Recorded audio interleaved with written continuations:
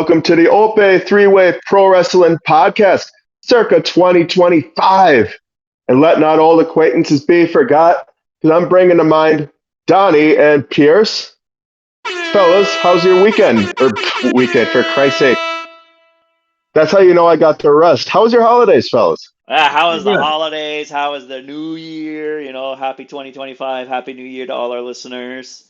It was pretty good. And a good holiday. Yeah? Yeah, We survived. best part of mine was heading down to old Orchard Park, New York, and watching the Bills beat the ever-living shit out of the Jets. That was a good part of my my holiday. Yeah, I can share in that with you. I am not above seeing Aaron Rodgers in pain and squalor. So more I on like that. Rodgers too much, so He I'm had his indifferent to time. that, but I do He like had his chances. I do like the Bills. I do like Josh Allen. Hell yeah, that's right. Give me some more of those for MVP Josh Allen. Lamar should win MVP, but whoa, Hold on. Lamar, yeah. 41 touchdowns, 4 picks, 4,100 yards, 900 yards rushing, and like 6 rushing touchdowns.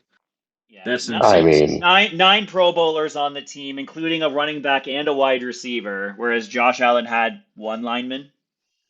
Come on. MVP is most valuable player, not best offensive team. I thought it was Montel Vontavious Porter. It could be.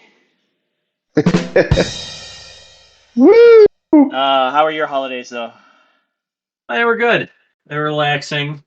Took a little bit of time off of work. Drank a lot. Hell yeah. Attaboy. What was the drink of choice? As is tradition. Did you have a drink of choice? I love me an espresso martini. Hell yeah. I fuck The with that. fanciest. Yeah. What You about got to you, get Brandon? a little I know stir stuff on the holidays. you're the Me? most festive of all of us. So how are your holidays, man? Oh, hell yeah. I kind of said it once or 5 times. I fucking love me some Christmas. I So, think you said it 25 times, actually. Yeah, at least once, Yeah. once each day.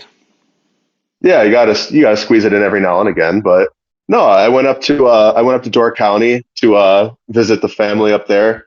Got to see my pops. Spend time with my ma. Yeah, just good quality time. And sometimes you kind of take that for granted. It's not. Sometimes it's you don't get enough of it because life gets busy and everything gets busy and everyone gets busy. So to be able to like pause and just enjoy each other's company and of course, have a few festive drinky poos, a little bit of rum and cokes, a little bit of brandy old fashions, as is tradition. Hell yeah. Yeah, cap her off with some bush lattes just to kind of simmer things in.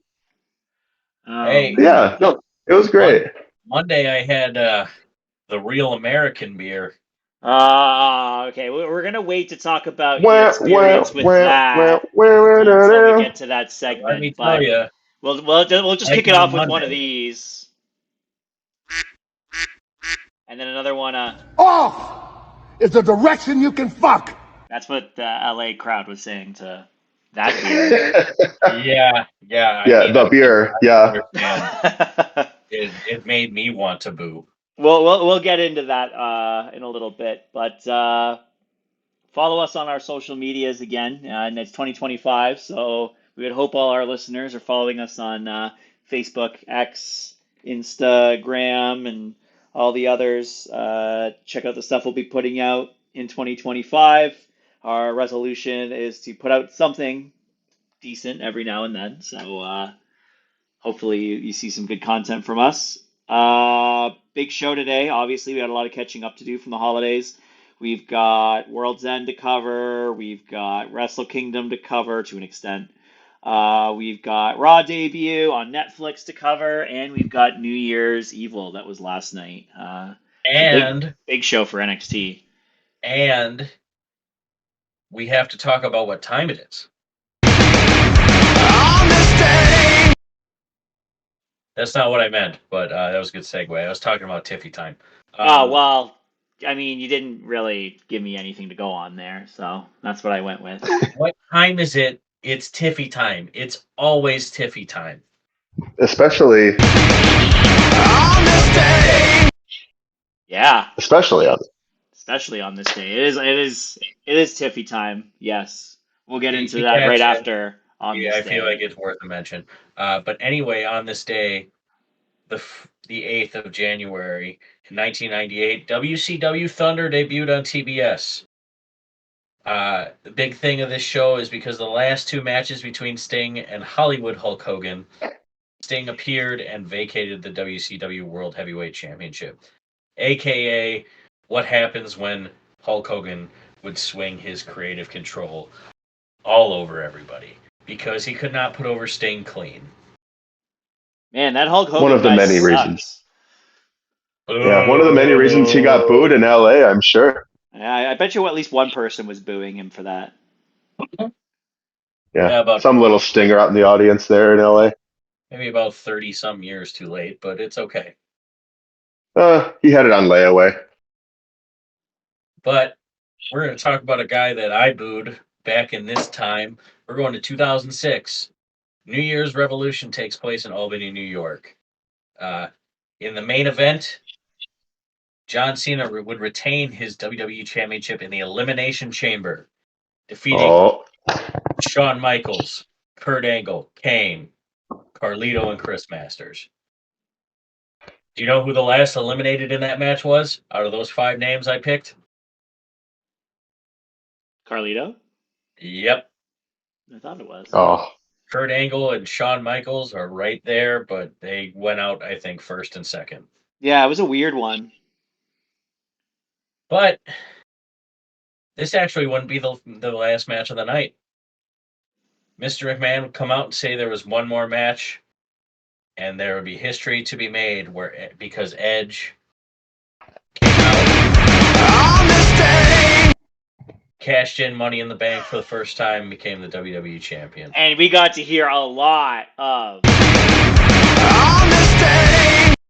yeah. yeah, multiple times that day. Yeah, and then back then, I had to cope. Yeah. Oh, Yeah, I guess if you were all the Cena fans had to cope with the rated R superstar. You can't hear my knee slapping over here, but it's happening. You hear it? Oh, yeah.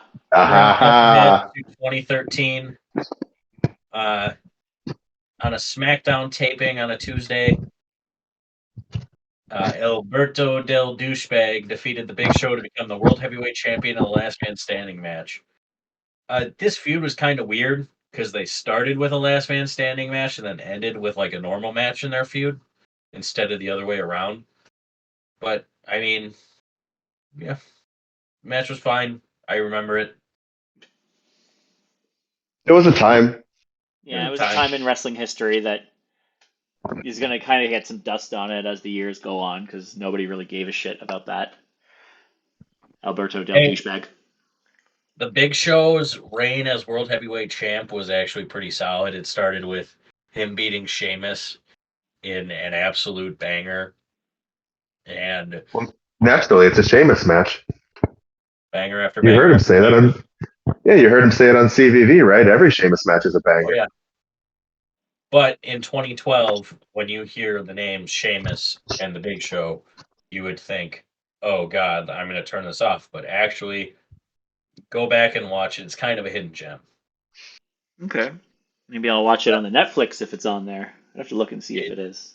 It should be up there in Canada, there, guy. Yeah, our Netflix setup is pretty good there, eh? I mean, we were comparing notes, but we don't get any real commercials during Raw where you guys do, so we got some extra content that way. And You snooty, privileged international fans. The catalog is, I guess, it's probably pretty on par with what you guys had on the Cock, but it's no, the rest of it is still on the Cock. Don't the what now? oh, okay. Get your mind out of the gutter, Brandon. No, because we have, I get like all the WrestleManias and Royal Rumbles and SummerSlams and We things get like that. So Raw no. and a couple Must of be nice. 10-minute videos on there. But I digress. We'll end this day with some happy birthdays. Happy birthday to WWE Hall of Famer Bull Nakano, one of the most underrated women of all time. Happy birthday to one of the original Bullet Club members, Bad Luck Fale, one of the Bloodlines, extracurriculars. He's in it. He's there. He's just not in the WWE. And then happy birthday to a man I hope to see live in a couple weeks as a cheap pop for the nostalgia, the masterpiece Chris Masters. Oh yeah. He's Yeah, got to be due still in for a Royal fantastic. Rumble. I swear I hear this guy every year being as like, oh, Chris Masters in the Royal Rumble. Chris Masters in the Royal Rumble. Like I want to see it. I remember his entrance. I remember the whole pomp and circumstance. I always thought he was great. And I mean, He's still rolling around in NWA as Chris Adonis, and he's still in fantastic shape. Yep. Definitely doesn't have his 20s bulk anymore, but I mean, to be cut the way he is this many years later, I could definitely see him jumping into a Rumble at some point. If not this year, then next, for sure. Just got to ring him up. I think he's due one, and I think it'd be great. But I think it's time we talk about the end of the world. Yeah, so we're going to try and go chronologically with all the news and happenings and stuff. So that kicks us off to World's End. World's End was the AEW pay-per-view. It was on December 28th in Orlando, exact same city that WWE had a house show with twice as many fans. So I couldn't help myself. It was a smaller arena. Yeah, because they knew WWE was going to outdraw them, so they had to go with smaller one arena. is a global. It's a house show. It's not even televised. Still WWE. Nevertheless, they had about 7,000 people on the show. I mean, there were 11 matches. I think this might be a record for least number of matches. Really quickly, we'll rapid fire off the pre-show card. Toni Storm defeated Layla Gray in just under 7 minutes. Jeff Jarrett defeated QT Marshall in about 9.5 minutes. And Lio Rush, Action Andretti, and the Murder Machines of Lance Archer and Brian Cage defeated the Outrunners, Truth Magnum and Turbo Floyd, and Top Flight Darius and Dante Martin. That match was just under 11 minutes. The Outrunners never lose. Well, they did at World's End. I don't believe it. I think you're lying to her. Well, they probably weren't pinned, but they did not win. I guess we should did you guys watch this show? No, I did not. I also did. I kept up. It, but it was very much. Yeah, I caught highlights to the point of whether or not the Outrunners won or lost. Likely they won, but I couldn't tell you either way. I'm just taking your word for it, Don. Yeah, I was in Buffalo. I was in Buffalo this weekend, so there was no AEW television for me. But, they had no Dave and Buster's by you? They air at Dave and Buster's. We were in first of all, we were in the boonies, so no, there was no Dave and Buster's near us. No. Yeah, we were just out having a good time. We went to this bar. As one will. We went to this dive bar about a 10-minute drive away from the stadium. It was just like it had live music, but it was like a bunch of people in their 60s singing. A whole bunch, I think half the room was like military people, the other half of it were just like DJs. It was a good time. Yeah, sounds like a dive bar to me. Yeah, it was a good time. Did you get buffalo wings while in Buffalo? Yes, we did get buffalo wings while in Buffalo. Excellent. What did you dip them in? I didn't dip them at all. I don't think they needed dip. Okay, I was gonna say. I prefer ranch over blue cheese, even though I know that's sacrilegious in Buffalo. Wrong. Oh Just said wow. that twice. Blue cheese all day. Nah, it's ranch, but it's okay. You'll have to forgive him. He's not from here, Pierce. Yes, I'm a tourist. Remember. And I Anyways, just want to say, for all the people that say blue cheese is mold, all cheese is mold. yes. Shut the fuck up. Yeah, you're not wrong. You're not wrong. I don't hate on people that like blue cheese. It's just I prefer ranch. But show kicked off with the first semifinal of the Continental Classic in 16 minutes and 20 seconds. Will Ospreay defeated Kyle Fletcher. I.e., Will Ospreay's first 5-star match of the night. Let's put some respect on the man's name. To the surprise of nobody. Will Ospreay is probably the greatest wrestler walking the face of the planet right now. Fletcher tatted his ass, though. He put him through the ringer. Fletcher is the future. These guys just make magic together every time they're in a ring. And let's be happy that the Styles Clash got a pin. It's been a minute. Get well soon, AJ. I need to see you win at least one more title before you hang him up. Big Haas. I love AJ Styles. I saw him in the airport when I was leaving WrestleMania last year, and I respected the man and didn't go up and be like, "Hey, great match," But in the back of my head, I was like, "Go fucking ask for a photo." But I just can't do it. Mm-hmm. I'm normally like that too, where I don't like getting in people's way when they're doing their own personal thing. One time, we were at an amusement park up here outside of Toronto. It's called Canada's Wonderland. It's like the biggest amusement park in Canada. It's like on par with your guys like Six Flags. It's a good amusement park, but we were walking through. Marta and I were walking through the. We got like the fast pass line, and in the normal section, waiting in line was a 19-year-old Vladdy Guerrero Jr. And Wow. the only time in my life where I would have more VIP access than Vladdy will, but I did not want to take a picture with him, even though I clearly recognized him.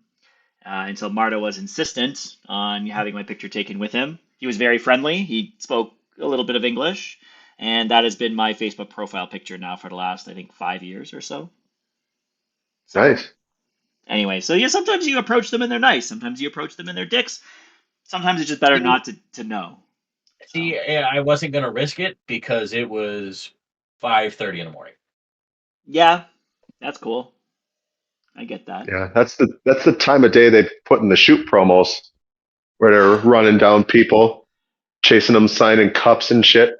Oh yeah, no, don't be doing people, that shit. Don't be getting them to sign all this crap.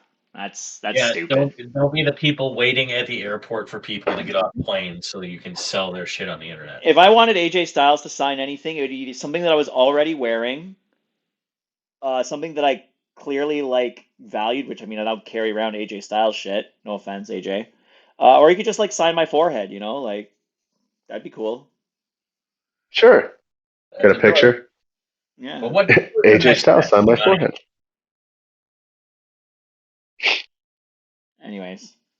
So what was the next match? I guess you didn't want to get him to sign your forehead, Pierce? No. All right.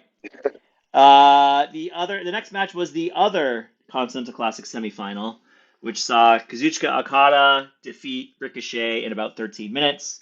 The only thing I remember from this match was Okada running the ropes and then slapping Ricochet in the back of the head. And then the toilet paper. Yes, and then the toilet papered.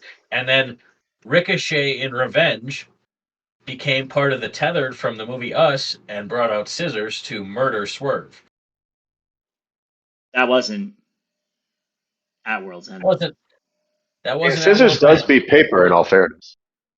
But it did happen, and it's probably the most interesting thing Ricochet's done since he's been in AEW. I would even go as far as saying since he's been in mainstream professional wrestling, but I mean, he used to finish matches with a double moonsault from normal ring height, and that was pretty insane. But yeah, I mean, right winner. Ricochet can keep going on this heel run. It seems to be working. So, I mean, we're paying attention to him. we're talking about him longer than 30 seconds, so something's going Yeah, right. it's true. You know, they say no heat is like bad heat's still good heat. You know, like anything you're talking about him, it's Yeah, worthwhile, it's right? not So go away heat just yet. We'll see how that goes, but I mean, I think it was we're go away talking heat in the about it. beginning, but it's actually getting a little bit better. Yeah, It was pretty I'd crazy say in the so. beginning, but Right. next up was the Tijuana Street Fight, and Mariah May successfully defended her Women's World Championship by defeating Thunder Rosa in about 13 minutes as well. Yeah, right winner. These women beat the shit out of each other. Thunder Rosa is always fun in a street fight.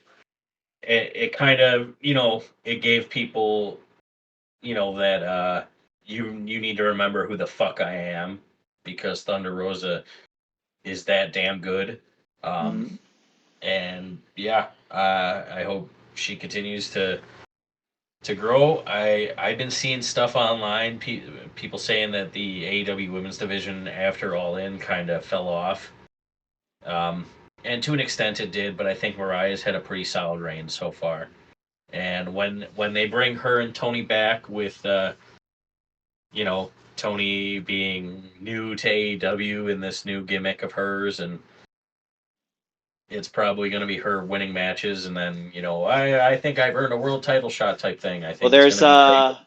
there's a a casino gauntlet match, right, where the winner challenges Mariah May at. There's two tonight. So there's two matches. There's a triple threat match between Willow, um, Chris Oh, Statlander, and Tony Storm to see who gets to maybe be in that Casino Battle Royal match or Casino maybe Eliminator, they're whatever the doing hell what it they did is. last week with the men, but for the women, where this is for like a prime spot in the match.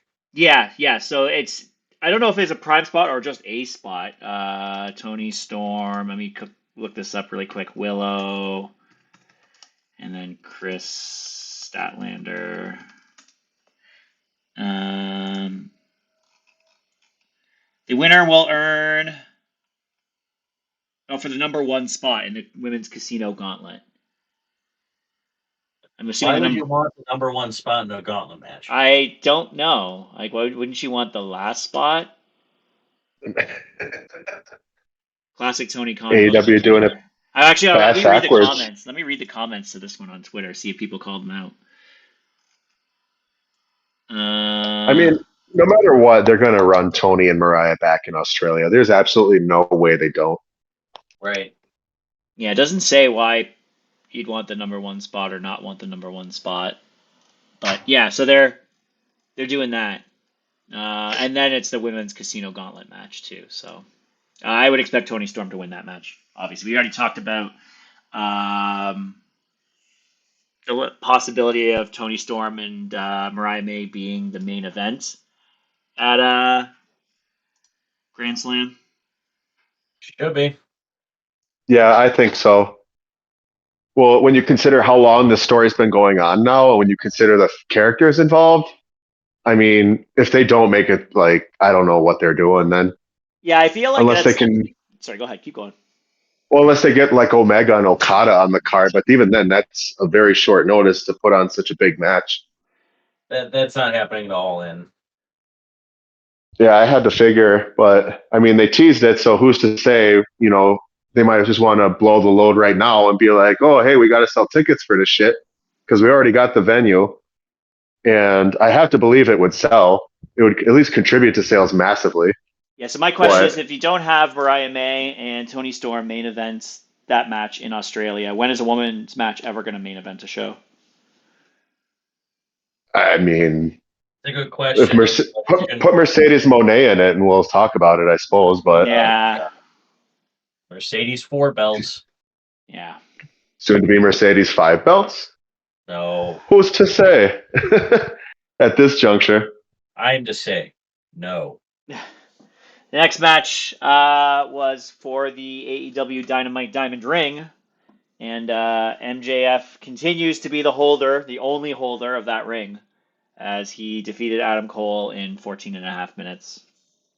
I know we 5 texted years about strong. that. Go ahead, Brandon. No, I just said 5 years strong. That's all. 5-0. I know we texted about this. We all kind of said that we thought MJF was going to win it. But, I mean, realistically, a heel MJF without that, who is he? You know what I mean? Yeah, there's lots of stuff he can do as a heel though, where he doesn't need Lots their. of I don't stuff. even know why the ring even exists anymore. Like, why is this thing a prop that needs to be defended for 5 years? But Well, and it wasn't even defended on Dynamite for that matter. Like, Right? I mean, he could have lost it. I mean, he still would be chasing the AEW World Championship with or without. So he's got directive without the ring. I thought the real Cole ring was could use- somewhere in Buffalo, anyways. Why did you find it? I don't know. I thought that's where it still was, and I can't expect MJF to go digging around in the city of Buffalo for it. Well, you could have gone digging around in the city of Buffalo for it. You were just there. I'm not going to tell him that I did or didn't. Oh, I see you. I'm picking up what you're putting down there, Don. Hey, brother. Nevertheless, it's a stupid thing to have, and the whole feud was stupid because of stupid decisions that were made all the way back in 2023. Are we done with this? Can we finally keep MJF and Adam Cole away from each other forever now? God damn, I hope so. After the world title, so let's just have him do that. You get the reunited Undisputed Era Kingdom come Deliverance, whatever you want to call it. They can go do whatever the fuck they want. Keep these two away from each other for a while, maybe forever. Unless they bring back Better Than You, Baby, because that was quite fun. Yeah, I don't. Yeah. I think that's gonna just bring up old wounds if you do that. I think it's just best to leave that in the past. Yeah, MJF needs new direction anyway, so. Agree. Next match was for the AEW International Championship, and Konosuke Takeshita, as expected, defeated Powerhouse Hobbs in 16 and a half minutes. Big meaty man slapping meat. All I have to say about that. Okay. Can we talk about how Konosuke Takeshita has probably had one of the best 6 months of any wrestler that's come around in a long time?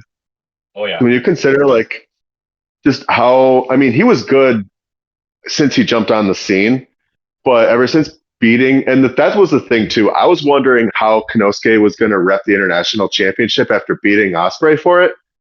But man, he has done just what I would hope that an international champion in AEW would do. He's gone everywhere, faced whoever they put in front of him, doing double duty. Like you have, the 2-nighter, we were talking about, I think last time at MLPW or MLP, whatever the hell it's called, where he was up against Alexander and Speedball. And then now we're about to talk about a little bit later on with Wrestle Kingdom and Wrestle Dynasty, where he's facing Shingo and Ishii one night after the other, beating them both. Crazy, crazy stuff he's been doing. And his quality of work hasn't diminished in any of the matches that he's been in either. He's been giving everything his all. I mean, in this match with Hobbs, he's going to be a world champion within the next 2 years. I mean, definitely. In my eyes, the International Championship is really the world heavyweight to AEW's WWE, you know what I mean? And it's very much at that level almost. It is a 1B to 1A. Yeah. So in my opinion, it's every bit of a working man's championship as the Intercontinental Championship is in WWE, if not more so, just for the fact that they have a little bit more of that reach, or at least they've been exhibiting more of that reach and defending it in other companies against people who are under contract with other companies. I think it's just a step above that, though. It is not mid-card. It is upper mid-card. You know what I mean? Right. Yeah, it's not the holy grail, but it's definitely somewhere in that treasure trove. You know what I mean? It's definitely something that people want to shoot for. It means something if you win it, if you can beat the guy who holds it. In my opinion, I mean, whoever wins the championship from Takeshita has a lot to live up to. in maintaining the prestige of that championship. And they've done amazing things with it this year. That's one of the things I feel like AEW in general has gone understated with, is just how they've handled the international championship, when it was just like some pissant throwaway extra singles title when they already had the TNT title and they had some history and prestige they were developing with that. But now I feel like the TNT title is kind of an afterthought relative to the international championship. And again, like when you have it on guys like Takeshita, you just continue to build the legacy and the prestige of the championship. And it does wonders for AEW too, because he's represented them amazingly. But yeah, no, I mean, in addition with this match with Hobbs too, is definitely one of his better matches that he's had. So hopefully Hobbs can follow on the up and up. Hobbs is fucking awesome, man. Oh yeah, legit super nice dude too. Yep. Yeah, I wish all the best for Hobbs. I mean, this is going to be only one of many times he gets a shot at a championship in AEW. I hope he gets at least one this year. But today, or I should say at World's End, the right man definitely did win. So I'd love to see what the international championship looks like in 2020. Next up was the AEW TBS Championship, and Mercedes Moné successfully defended that championship against Chris Statlander in 24 and a half minutes. It's the first ever women's match in AEW to go over 20 minutes, and the longest women's match ever in AEW, for that matter. Yeah, this match fucking ruled. These two have insanely good chemistry. As much as we rag on Mercedes, she is a damn good in-ring. And I mean, against somebody like Statlander, who is so much bigger than her, is really where Mercedes gets to shine. Her best matches in WWE were against people that were significantly bigger than her, like a Bayley, like a Charlotte. And Chris Statlander is no different. These two just have magic chemistry together, and they showed up and they showed out.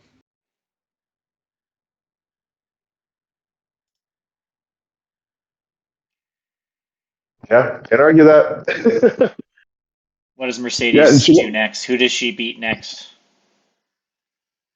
Well, whoever's got a belt. She beat my girl Mina, and that makes me sad.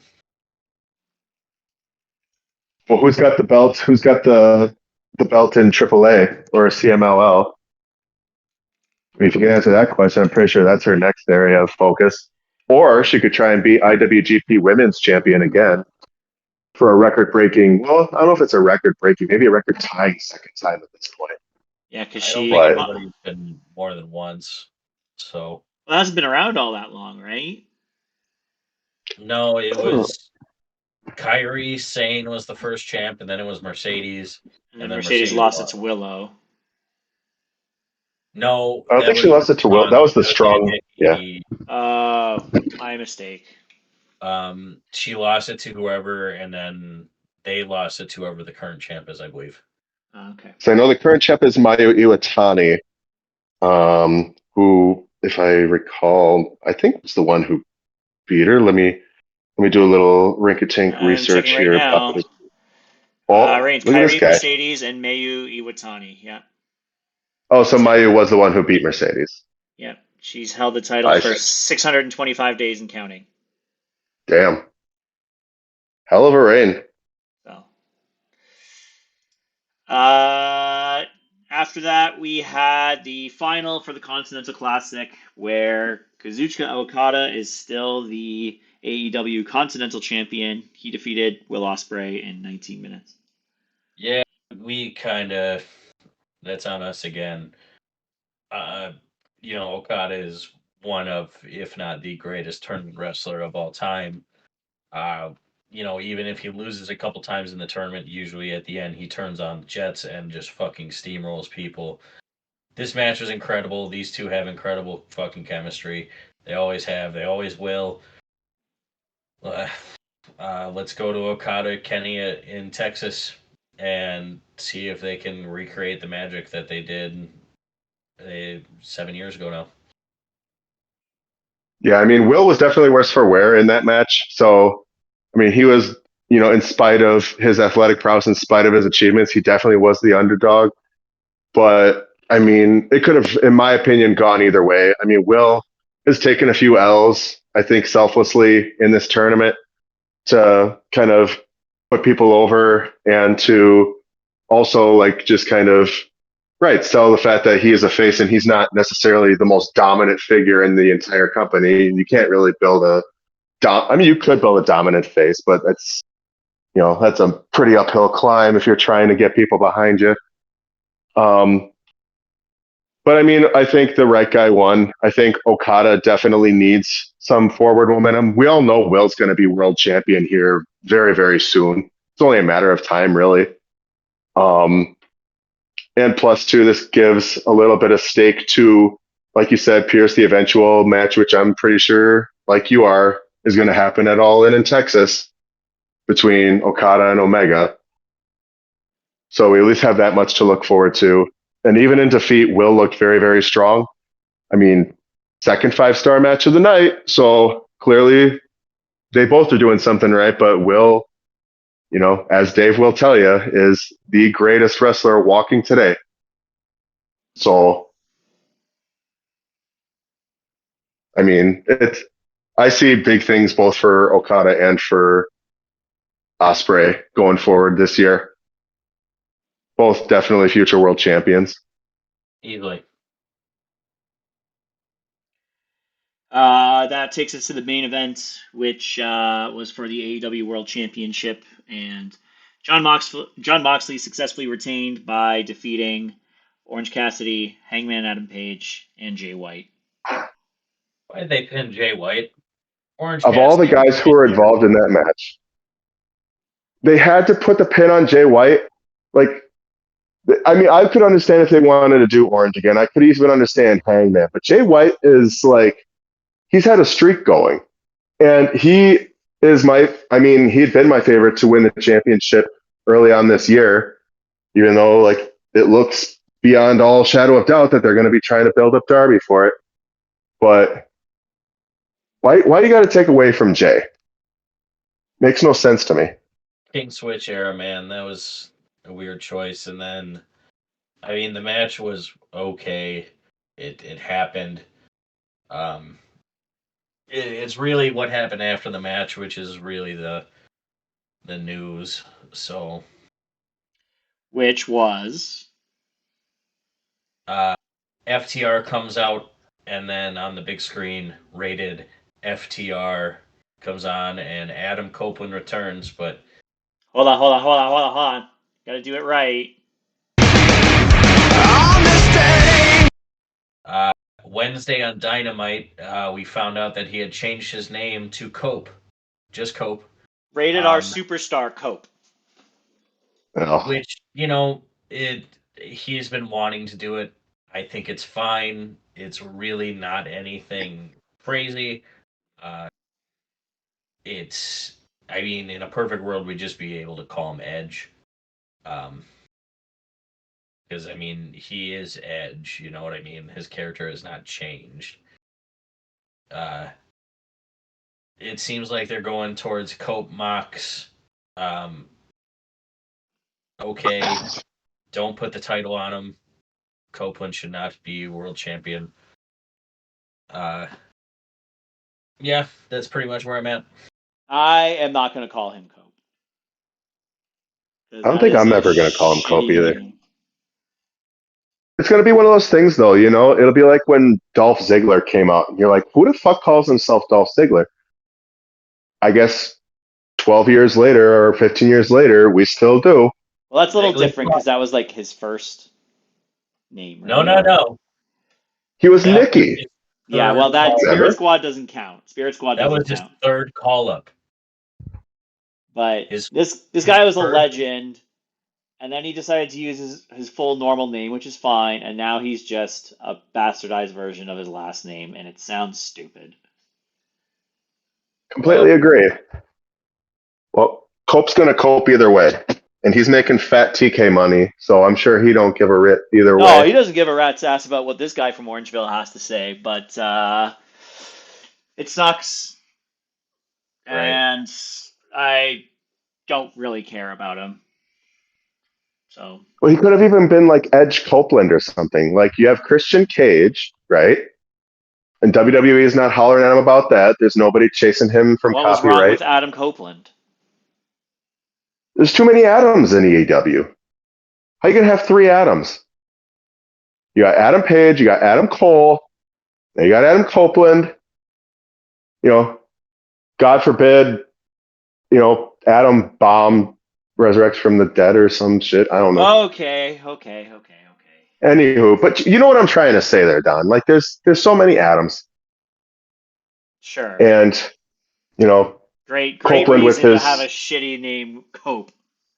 Edge Copeland, as he should be known, in my humble opinion, laid on a grenade and just blew his name to smithereens and held on to Cope. And now I guess he's probably going to make a fat chunk of change off of it somehow, some way. Can't wait for all the But merch that says Cope on it. worn unironically, I'm sure. Yeah. Seeth. Yeah, where's his tag team partner named Seeth? Let's talk about some Japanese wrestling. Sure. I have nothing to contribute to that section, so you guys go at it. We'll go really quick with this. It's very much, Wrestle Kingdom is a very special time of year. It's always the same day, no matter what day of the week it is. We'll talk Wrestle Kingdom, then we'll talk a little bit of Wrestle Dynasty. Brandon, let's not go through the whole card, but right. I'm down for that. Street Boys are the IWGP Junior Heavyweight Tag Champs. That's a hell of a name. I told you they were going over. You did. They weren't in the text, but you were, and didn't I say? G-Bond Sweet Boys are over like Rover. It's a name. You know what I mean? Sure is. Hiroshi Tanahashi won his first match in his retirement tour against Evil. It makes sense. Evil sucks. Could have easily been his last match, too, because he was supposed to retire if he lost that match. Right. But, former leader of Bullet Club, not enough to take down the forever ace of New Japan. Damn right. Konosuke Takeshita defeated Shingo Takagi to become never openweight champ. So he is now a double champ. And he just signed a 1-year deal with New Japan. So he has 3 separate contracts for 3 different companies. Yup. And well deserved too. Absolutely. Man's gonna be on the place podium of 2025 when all's said and done in all of wrestling. I'm telling you, he's gonna do some big shit for New Japan. I think he's gonna be one of those guys who helps to really cement its place on the map again. New Japan's in kind of a rebuild period right now, where they're transitioning away from a lot of the old names like Naito and Tana and Okada's kind of becoming a shadow over there.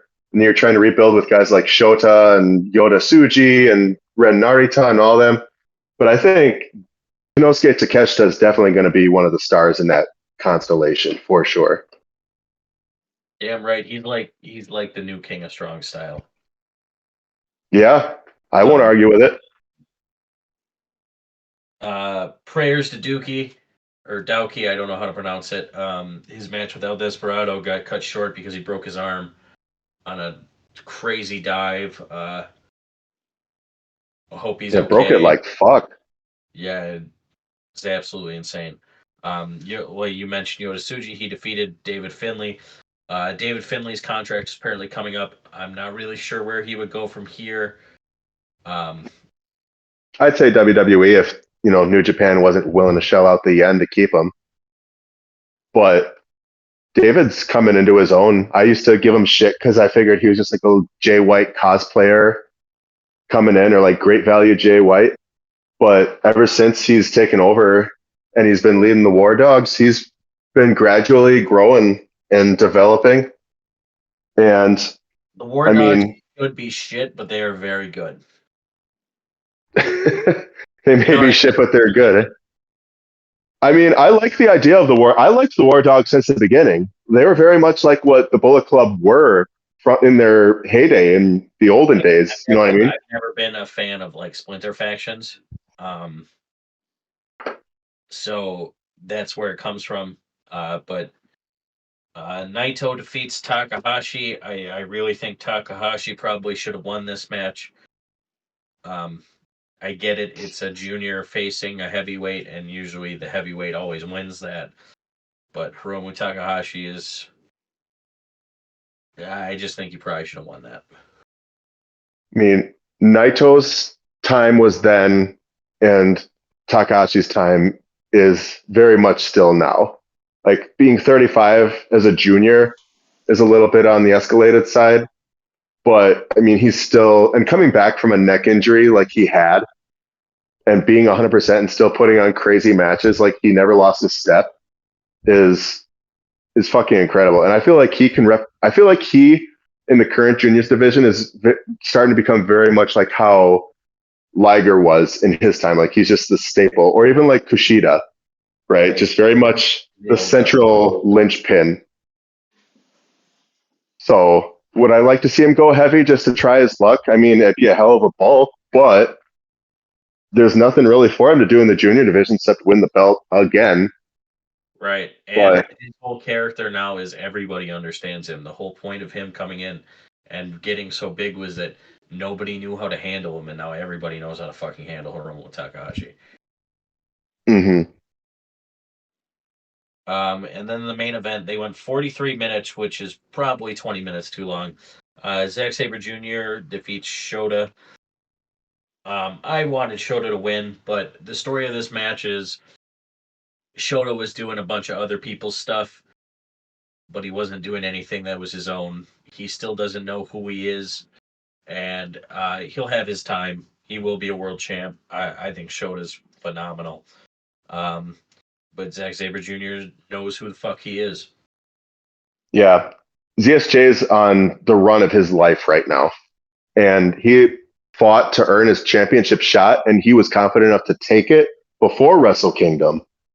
And to take it the way he did, he is not going to lose that championship without a hell of a fucking fight. And it wasn't going to come from Shota tonight, or what am I saying tonight? It wasn't going to come from him at Wrestle Kingdom at that point when, like you said, Shota's not really fully cemented in who he is and what he brings yet. I mean, he's barely out of his Young Lions run, right? He's only been out of that, maybe a year or two? He's not Moxley. Yep, he's no Kazuchika Okada. He's no Shinsuke Nakamura. But he definitely is a star in the making. He needs to find out who the shooter is. It's as simple as that. And he'll be world champ. Before we go to Tanahashi looked like he wanted to shoot him. Holy shit. Before we go to the next day, let's talk about Zack Sabre Jr.'s finishing move names. The Clarky Cat, Bad Balloon remake. The Cremation Lily. Ooh. Of course, the European Clutch. Naturally. Hypernormalization. Hurrah. Hypernormal. Another year. Surely this will be better than the last. The exonerable march of progress will lead us to happiness. Ugh. How very Labor Party. Of course, the Jim Breaks armbar. Orienteering with Napalm Death. The Tesco meal deal. And You Can't Play Conkers in England. Zack Sabre Jr. has the fucking weirdest names, man. I cannot believe that any of the announcers in New Japan are actually attempting to enunciate these. I guarantee they're not. Not everybody knows those names, but Zack Sabre Jr. knows those names. He'll make sure you know those names.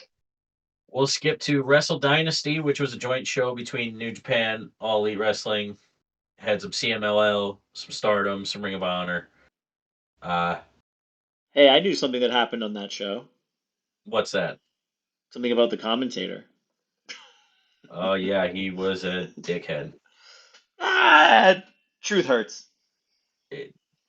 If you're commentating and one of the main companies right there, and you're gonna just shit on it the whole time, you're asking to get fucking a suspension.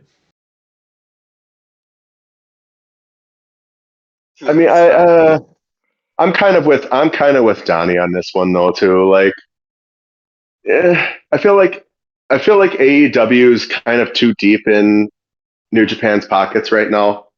There's too much involvement with New Japan, and I feel like with all the poaching of talent they've done over the last little bit, and with all like the obvious influence that's there, I mean, I can kind of see if he's a loyalist to his brand, then all power to him for trying to hype them up. But was it the smartest thing to do to completely lambast AEW on a broadcast international?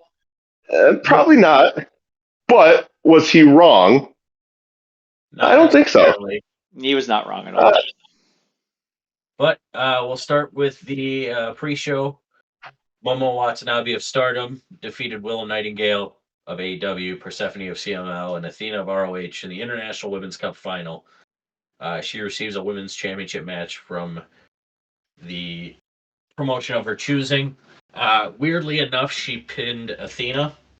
But, and then the Sons of Texas, which I didn't even know this team had a name. Dustin Rhodes and Sammy Guevara defeated House of Torture Show and Yoshinobu Kanemaru to retain the ROH World Tag Championships. We're going to skip the 8-man Lucha Gauntlet. I don't think there was really anything that we need to talk about there. Taiji Ishimori won it. Not hologram? He wasn't in the match. Oh. He's still hurt. What a shame. Hiroshi Tanahashi and Katsuyori Shibata ended in a time-limited draw. They had a 5-minute grappling rules exhibition match because they will still not fully release Tanahashi medically in Japan. Or not Tanahashi, Shibata. Love me some Tanahashi, love me some Shibata. They probably both wanted this match. So. Yeah, it was a piss break. The next match, Mercedes Moné broke my heart by defeating Mina Shirakawa in a winner-takes-all match for the New Japan Strong Women's Championship and the Undisputed British Women's Championship, making her Mercedes 4 belts. Mercedes Hogan. And that fourth belt, totally came out of her ass too. That whatever Southside Wrestling Championship that she wears, like I think it was merged into, if I'm not wrong, that Undisputed British Women's Wrestling Championship that Rev Pro has, but correct. Because it's Mercedes Moné, of course, she has to show people, just how many belts she can hold. So now here we are. Yep, next stop, Mexico, boys. I'm telling you, this world tour is not stopping. Well, it's either Mexico or she's going to get her IWGP Women's Championship back. I feel that's a likely option too. Right. Unfortunately. David Finlay defeats Brody King by pinfall, 12 minutes, 53 seconds. I'm sure it was a great match. Both those guys like to show up and show up. Shota defeats Claudio Castagnoli after that. It's pretty cool. Yeah. Weird follow-up to a world championship match. I mean, Claudio is a world championship caliber wrestler, so. Oh, sure, but I mean, he's been hidden in a faction for however long. I don't know. He was. True. You be quiet up in the peanut gallery, Donnie. He was never going to beat. What are you saying? Why are you digging up old graves here? Yeah, I thought we put this behind us, Tom. You just got it. He said that he's a world championship caliber, which is not wrong. I mean, if he's ever been a world champion, he's had one world championship opportunity and he lost handily, and that's it. He is a 2-time Ring of Honor world champion. That is not a world championship worth discussing. It is absolutely a world championship. I mean, It'd be so worth more every discussing single actually. company that has a world championship, it's a world championship. Like, come on, there's Ring of world Honor has championships you been can get out of defended cereal around the boxes. world. Genuinely, it's been defended in England. It's been defended in Japan. It's been defended in Mexico. It's defended in North America. It's been defended in Canada. You know, that is the definition of a world championship. And consider the names who have held it. It's literally a who's who in pro wrestling history. May not have even the prestige that it had back in the day, but all the same, it's a title that Claudio definitely represented well. And my money, he should have been the longest. He should have beaten the record for Joe, but that's in the past. That's a hot take. Konosuke Takeshita retained both championships against Tomohiro Ishii. Hit the meat sound bite, please. No, I don't have that up. Hold on. Ah, hang on. I got it. It's Brandon's time to shine. Big meaty man slapping me. Damn it. That's Almost. pretty much all you need to know about that match. And then Donnie's favorite match of the night, the Young Bucks defeated United Empire and Los Ingobernables. Hey, hold on. Can you give them the correct label of the 2024 Wrestling Observer Newsletter Tag Team of the Year, Young Bucks? As voted by Dave Meltzer. Defeated United Empire, Great-O-Khan, Jeff Cobb. And Los Ingobernables de Japón, Tetsuya Naito, and Hiromu Takahashi by pinfall to become the IWGP Heavyweight Tag Team Champions. I do not give a shit. Tag Team of the Year, man. They're just living up to their name by winning another title that nobody cares about. And then in the next match, their best friend Jack Perry lost to Yota Tsuji in a match for the IWGP Global Heavyweight Championship. Good. Okay. The main event was Zack Sabre Jr. defeating Ricochet by submission for the IWGP Heavyweight Championship, but that's really not the match that should have main evented. Kenny Omega returned for the first time in, I believe, a year and a half for a match. Yep. Defeated Gabe Kidd in a 32 minutes. This is the early match of the year. Kenny is still that fucking guy. Gabe Kidd stepped the fuck up. It made Hiroshi Tanahashi fucking cry. I mean, it's Kenny Omega. He's really been missed on AEW television. With him there, it really does help it because he is that level of a star. I'm happy that he's going to be back tonight. I hope whatever he does next, it's impactful. I can't wait to see him. But yeah, I mean, Kenny and Gabe showed out. It's the best bout machine in the Tokyo Dome, man. What more can we say? Well, and I mean, what I can say is look at Gabe Kidd even too. Like, here's a guy who came through WCPW and, was for a while kind of not like a joke necessarily, but you wouldn't think twice about him. He was there. He was he was featured every now and again. And then jumps in. WCPW is that he continuously lost. I mean, right. And then here he is now in the War Dogs in Bullet Club, and people are still like, who the fuck is Gabe Kidd to be in the club? And he's, barking the loudest out of all of them. He puts on the meat. He's having a match with Kenny Omega of all people in Japan, where the fans in Japan were actually starting to get behind him because they can see and they've heard it, but now they're seeing that Gabe he loves New Japan, man. And that's so cool to see, especially because Gabe can go, and I'm sure has been offered to go other places like AEW, but he's pretty explicitly stated his opinion on that place and on its owner. So when you have a guy who's still willing to stick around and help New Japan rise to its former glory and put it on its back, and to take as much of an ass whooping as he continuously does, and he's been showing his grit, man. A lot of these matches, he's been taking a shit ton of beatings, and especially in this one. But to see the fans get behind him, in spite of the fact that he's dancing with Kenny Omega in there, was really something to see, man. And especially coming from the fact that Kenny's coming back from what could have been a life-altering injury. Like, He could have. He It could have really, done. absolutely. Or he could be walking around with a fucking bag on his hip. It's a testament to both men, and it really was a testament to the spirit that New Japan brings out of its pro wrestlers. Like Kenny's had that forever, and that's why he chose to come back to New Japan as opposed to All Elite Wrestling, because that is still, for everything that Kenny's done and for everything that he's yet to accomplish, New Japan is still his home. And right now, it's Gabe Kidd's house. I mean, he may not be the leader of Bullet Club, which is arguably New Japan's most successful faction, in spite of the fact that they are, diametrically in opposition to New Japan and its values. But I mean, Gabe is something special too, man. And Kenny even acknowledged that. So it'll be very interesting to see in this year how Gabe Kidd develops and continues to develop. But definitely an awesome showing from both guys. Definitely emblematic of the spirit of New Japan Pro Wrestling for sure. It's just good to see Kenny Omega back. Absolutely. Can't wait to see what he'll do, man. But let's jump from Japan to Los Angeles, the Intuit Dome. Thank God. And Netflix. Yeah. But first, actually, let's talk about SmackDown. It was Tiffy time. She cashed in. It was fucking great. Hell yeah. Swerve.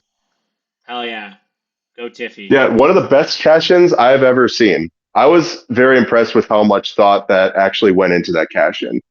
Yeah. I'm so used to straightforward, run in, do some shit, knock someone out, cash in, boom, 1, 2, 3.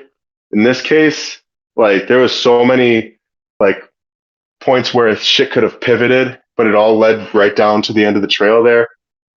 Very well thought out. And it made her look very clever, which is not how I would have taken Tiffy at first glance. It's not how I've taken Tiffy for a while since I've been following her career, but she definitely proved me wrong on a lot of fronts. It also made Bianca Belair look hella strong by giving KOD to Nia Jax. Jesus Christ. Oh, without a doubt. Good Yeah, that was Lord. insane. Even from the second or third rope to hold her up at a stand like that and to actually execute the move. Take a couple steps and then Without execute the move. She took a couple Right. steps before she did. Yeah. And to hit it just as clean as she did with that arc, like it was impressive, hella impressive feat of strength. Yep. But let's also give some flowers to Nia Jax. She had a very, very good run with that title. She did. And that was a very good match she had with Naomi, too. That match was very good. Oh, yeah. Those two have really good chemistry. So, yeah, shout out you got to give a lot of credit to Naomi. Yeah, shout out to all the players in that part. That was really well done. It's now Tiffy time on SmackDown. Also, I guess we could talk about it just really quickly, but the whole transfer portal concept doesn't seem like a lot's happening there. Doesn't seem like a whole lot of people are moving. Yet. I guess, but like, doesn't seem like a whole lot of movements happening. Bayley seemingly is coming to Monday Night Raw. She'll be on Raw on Monday when they're in San Jose, at least. Whether that's a permanent thing, I guess we'll have to see. But seems like all the main title holders are staying where they are, though. So, which is interesting. Yeah. But yeah, I figured there would have been a lot more that would have come from that. They haven't even really mentioned it all. It's been very underneath the radar. Roman said that he's going to do something on the 27th. That's Raw in Atlanta, so I think you could say Roman and Paul Heyman are Raw bound. Yeah, but that was also had to do with WWE 2K25. I mean, I think Roman and Paul are on Raw. He literally closed the door and had a sticker for WWE 2K25 on the door. I know, but why would they be doing it on Raw versus SmackDown if Roman wasn't going to Raw? Because they'll get more attention to the game advertising it on Netflix than they will on USA Network. Fine. Not wrong there.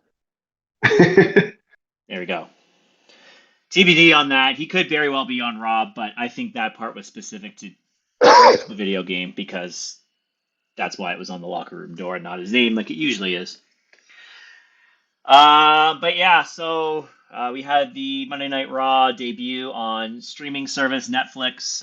It was out of the Intuit Dome in Los Angeles. That's where the Clippers play. Pretty sweet looking venue on the inside, very modernized. Have some like light synchronization with every single seat in the arena, which is pretty cool. Kicked off the show with the obvious preamble by Triple H. Nothing really to talk about there, just the typical grandstanding that he does before big shows. So that led us to the Tribal Combat match for possession of the Ula Fala. And Roman Reigns is now once again the only tribal chief as he defeated Solo Sikoa. In the match, there's a lot of people Damn right, involved. boys. Jacob Fatu, Tama Tonga, Sami Zayn, Jimmy Uso, not Jey Uso because he was too busy prepping for a match later. Kevin Owens and Cody Rhodes all got involved in the match. I prayed for this and it happened. I suppose I should Yes, I have, see the irony in that. before that, I probably should have brought up the stuff by Shut up, bitch! The Rock, who came out as a face, not as the final boss, but as corporate shill, Dwayne The Rock Johnson. It's a boatload of new stocks. Yeah, the man who Yeah, owns I all mean- the stock. Let's be honest, we weren't going to see Final Boss Rock. It's Netflix. People know Rock is Dwayne. For the casuals of the casual fan, this was a casual fan-friendly show. Sure, it sure yeah. was. It was fine. I don't think he should have yeah. been shaking hands with Cody Rhodes ringside, though. Like, you literally, the last spot you have with him is you're threatening to come back for him and beat his ass and take his title, and now you're, 8 months later, shaking hands, buddy. I don't know. But that was Yeah, Dwayne. that was wasn't true. Rock. You could have been a company shill without saying anything about Cody Rhodes, I think. Well, and then that begs the question too, like, is Cody Rhodes going to be on Raw? Like, how much is he going to feature? Because I found it odd that, well, neither world champion had a particularly prominent spot in the show, but Cody much more so than Gunter, who has been carrying Raw, who has been the world champion on Raw since SummerSlam, who has been getting a lot of respect and has worked super fucking hard this year to get to where he's got. And then best they can do for him is a video promo package, like he's some new guy coming up. Cody posts his schedule every month on X. He will be on Raw on January 20th and on January 27th. That's from his own X post. But he's also on SmackDown every single week. Sure.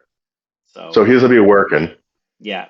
So clearly there's going to be a lot going on from the 20th to the 27th in general, because you also have Saturday night's main event on the He is 25th. not listed for Saturday night's main event. Oh, According well, that's to interesting. according to his schedule, he does not have that on there. Mm-hmm. Mind you, he does have the Interesting. title match already booked for February 1st at the Royal Rumble in the ladder match versus Kevin Owens. That Sure. I plan on tipping the ladder. He's on.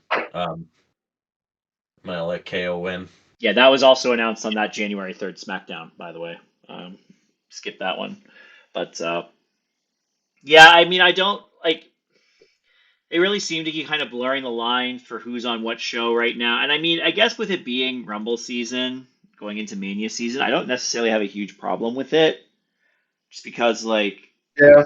you're going to see some crossover feuds associated to talent anyways in the Rumble match. So why not get the party started a little bit sooner, especially with all the changes that are happening with the shows. Yeah, I suppose. But That's a fair point. But back to Tribal Combat. What did you guys think of the match? Well, unlike that tribal tribal wrestling guy on Twitter, I thought the match was good. I don't think it was match of the year. I don't think anyone expected it to be. It did what it needed to do. I would have liked to see Solo win, but Maybe we'll see what happens with Roman and the Ulafala next. We got Roman and the Ulafala now. We've still got CM Punk and Paul Heyman. That whole thing from Survivor Series. We don't know what Roman does next. Does Roman now feel the need to challenge Cody? Does he feel like he should be in the Royal Rumble? Like, I mean, I'd have to imagine he's in the Rumble I mean, the guy because never he's got not. his rematch. No, but is he going to just push himself into the ladder match with KO and with Cody? No, Like, I I don't. don't really I see don't that. think so. I don't think so. But at the same time, like he's the fourth longest. He has the fourth longest reign of all time, and Sure. he never got a rematch, which I think is a little lame. Like I don't think every champion should have a rematch, especially if they held the title for like 5 minutes, like Drew McIntyre did at Mania. But in a case like that, the guy deserves a rematch. Like there was people all over. It was a tribal combat match, or no, sorry, Bloodline Rules match, excuse me, at WrestleMania 40. So obviously there was a ton of people involved in that. But like, I don't know. I don't. I feel like Roman should be above the Royal Rumble, and he should just straight up get a title match. I mean, it'd be hard to say if and when he gets it though, because I mean, they brought it up at it happened at Raw. They brought it up at the presser after the fact, like Roman and The Rock. Now they've got this little connection, and I thought it was funny. Like 10 years, it's been 10 years since Rock raised Roman's hand after he won the Roman Rumble, Hmm. and now here we are, Rock again crowning Roman, or is he?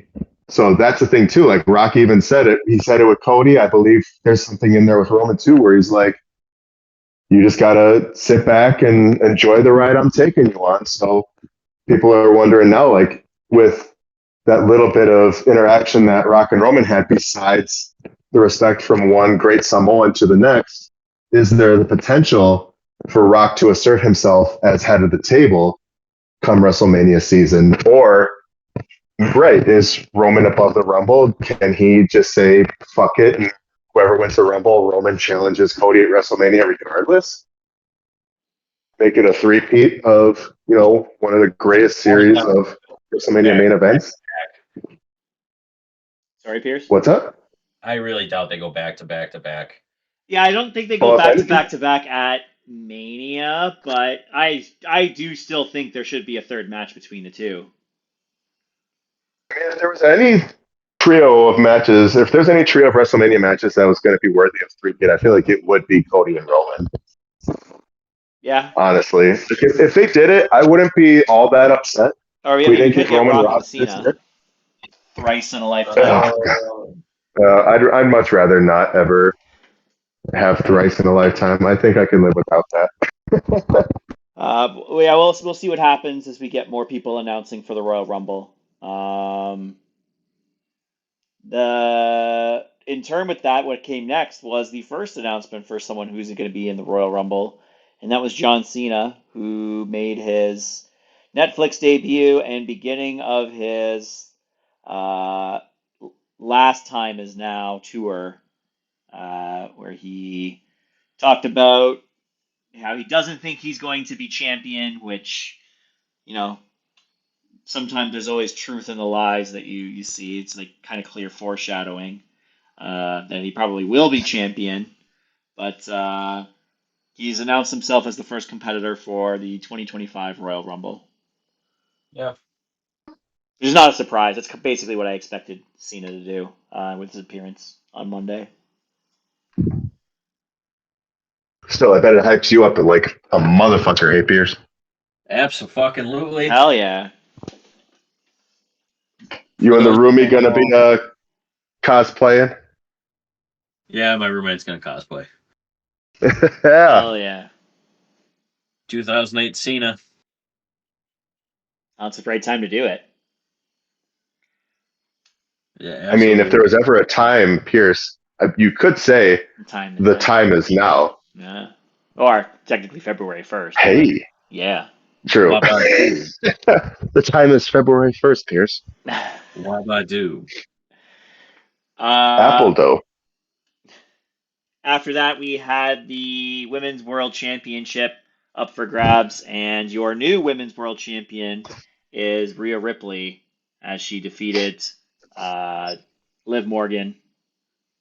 After the match, Dominic tried to reconcile. Rhea kicked him in the balls, and That shit then did not work. the Undertaker came out, rode his bike around, and then celebrated with Rhea Ripley at the end of the ramp. Okay. Yeah. American Badass, boys. Thoughts on the match? Thoughts on Rhea as once again champion? Thoughts on this feud? As for the feud, I'm glad it's over. The match was Oh my good. God. Undertaker coming out was weird, but it happened. Yeah, I mean, I hope to see Rhea EO at Mania. I think that's the easy route to go. There was But a we'll see. report. There's a report that came out today. I can't remember where it was from, but apparently, original plans wasn't that it was supposed to be the Undertaker coming out there. It was supposed to be Becky Lynch. That's been debunked. Has it? Okay. Yeah, Fightful debunked it. Okay. Becky wasn't even in the building. Fair enough. She just Oh, she does re-signed have- though, according to Fightful. Yes. Yeah, she definitely is going to figure into Mania big time. Yeah, she'll probably not return until the Rumble would be my guess. She'll be one of the big return pops at the Rumble, Yep. which they probably got what? Who else could be returning at the Rumble, you figure? Charlotte? Charlotte? AJ Lee. Wrong. AJ Lee's probably I mean- unlikely. Unlikely, but not You probably got Alexa impossible. Bliss coming back at the Rumble because I know she's been in the Possibly. ring training. Carmella, maybe. I know she had some complications associated to childbirth, but that was a while ago still, so you got to imagine she's close. Right. Yeah, so there'll be a number, and plus the call-ups from NXT, like Roxanne. Like, there's no reason why Roxanne won't be in the Rumble, I don't think. Oh no, she's definitely going to be in it. Yeah, we'll get into There's why nothing that left is for her in NXT. in a bit, but yeah, so there'll be a number of surprises. I think Becky will be one of those. Who Rhea defends? Maybe Rhea doesn't even defend at the Rumble. If there's no reasonable competitor to give her at that point, because they only usually fit in like 5 matches on that card, and with Cody being one of them. Well, maybe because they know the Ope 3-way will be there, maybe they'll have like 6. I think what you're going to end up getting is Goldberg and Gunther. I'm not going to be opposed to that. Yeah. Just knock him out. Knock him out in February. Why wait? Yeah, because we know that match is happening at some point, so why not just do Well, it then, where you can fit in Goldberg that. is going to be at the Atlanta Raw on the 27th, so Yeah, I could definitely see Goldberg and Gunther at the Rumble. And then Liv Morgan. I mean, I don't know what Liv does now. Does she tag with Raquel? Does she? I think Judgment Day should go to SmackDown. I think Judgment Day should break up. I agree with both of those things. I think Liv should definitely go to SmackDown. I mean, with or without the World Championship, I feel like she's definitely she's good for that brand. I don't think there's really much more for her to do on Raw either. She'd probably be a good heel to She's still- Tiffany, like somewhat like in between her likely inevitable match with Charlotte Flair come Mania, and Yeah, I was going to say, likely- assuming she's champion for long. and if she defends successfully against Nia, which I would expect to happen by the Rumble, if not Saturday night's main event. Mm-hmm. So, yeah, I could see Liv being like the in between those two potentially. Yeah, if Bailey is for sure going to Raw, then Liv would be a fair trade. I feel like Liv on SmackDown would liven up the division over there. They need more people besides who they got right now. I feel like their mid card division is fine. Like they've got enough women to contend for the U.S. championship over there. But like the main event scene, I feel like has been what Bailey, Nia, Tiffy to a lesser extent, and now to a greater extent. And Naomi. who else? Yeah, to a lesser extent, yeah, but She's had not a lot multiple of. title matches since Yeah, I think it was like her third crack at it, second or third crack at it since Nia's been champion. At least yeah, two. yeah, and who knows like how it continues to develop too as time goes on with Bianca and Jade and that whole snafu. Yeah, they still got to get the cat out But of the bag on that one too. so yeah, I guess Naomi I would factor in there too. Um, but I think having Liv over there definitely wouldn't hurt anything. Um, I feel like she brings a unique presence, and I feel like it's a good kind of a contrast to the other faces they got going on over there. So, Mm. and who knows, maybe it opens up something of a face turn. Like maybe there's drama between her and Dom now that they're apart from the Judgment Day. If that would happen, if that in my fantasy booking mind is what happens, but we'll see. But in any case, Liv to SmackDown, I think would be a good idea. All right. After that, we had what was it? Did Hogan get booed next, or No. no? It was at the Jay Chad versus. Gable went to Oh, Adam Pearce. It's like, I want to face the best luchador in the world.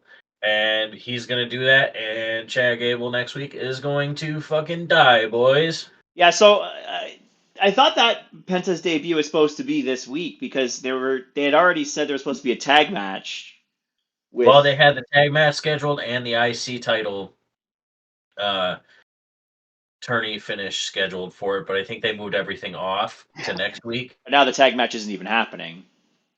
I think it is, but it's probably just going to be Dragon Lee. Mm. But it's going to be hard for Chad Gable to suplex somebody with two broken arms.